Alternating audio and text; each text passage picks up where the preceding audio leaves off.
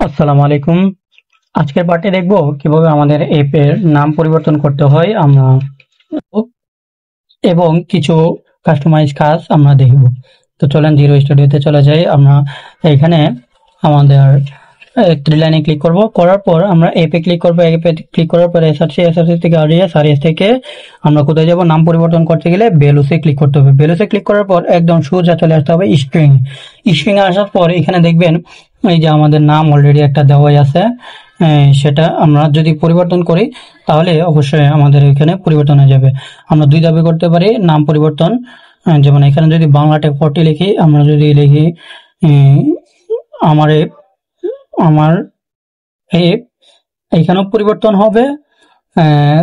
এখানে আমরা সরাসরি এসে পরিবর্তন করতে পারি। এটি আমার মনে হয় ভালো ভালো উপায় আর কি, একদম স্মার্ট উপায়। তারপর আমরা চাইলে আরেকটা উপায় করতে পারি, কোনটা, ইনভার্ট ম্যানিফেস্টে চলে আসার পর এইখানে আসার পর দেখবেন এই যে লেভেল যেটা, ওইটা যদি আপনারা চেঞ্জ করেন এখানেও নাম সেম ভাবে পরিবর্তন করতে পারবেন। এখানেও যদি দেন এটা একদম ডিলিট করে পুরোটা, এখানে যদি নাম দেন তাহলে সেম ভাবে হবে, নাম পরিবর্তন হবে। এখন যদি আমি রান করে দেখি আমাদের অ্যাপটা, তাহলে দেখতে পারবেন নাম পরিবর্তন হয়ে গেছে। ঠিক আছে, আপডেট করলাম।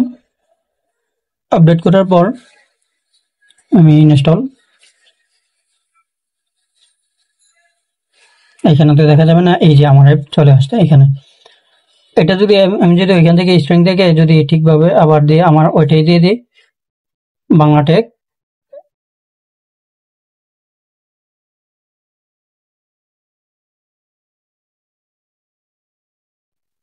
এখন আমি সেভ করে নিলাম। সেভ করার পর এখানে এন্ড্রয়েড ম্যানিফেস্ট আসার পর ম্যানিফেস্টে থেকে আমি নামটা পরিবর্তন করে এইখানে দিচ্ছি ওয়াই টি ডেমো। এটা যদি দিয়ে আমি যদি রান করি তাহলে দেখা যাবে যে আমার নামটা পরিবর্তন হয়ে গেছে।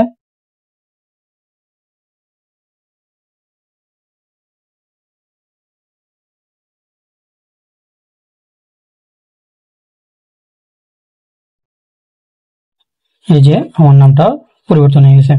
তো এখান থেকে শুধু একটা, এইখান থেকে যদি পরিবর্তন করেন শুধু এক জায়গায় পরিবর্তন হবে, বাকি জায়গা থেকে যাবে। তবে এইখান থেকে যদি পরিবর্তন করেন একদম সব জায়গায় পরিবর্তন হয়ে যাবে। তো আমি দুইটাই দেখালাম, আপনার কাছে কোনটা ভালো লাগলো অবশ্যই কমেন্ট করে জানাবেন। তো আজকের পার্টটা কেমন লাগলো, সকলে ভালো থাকবেন, সুস্থ থাকবেন।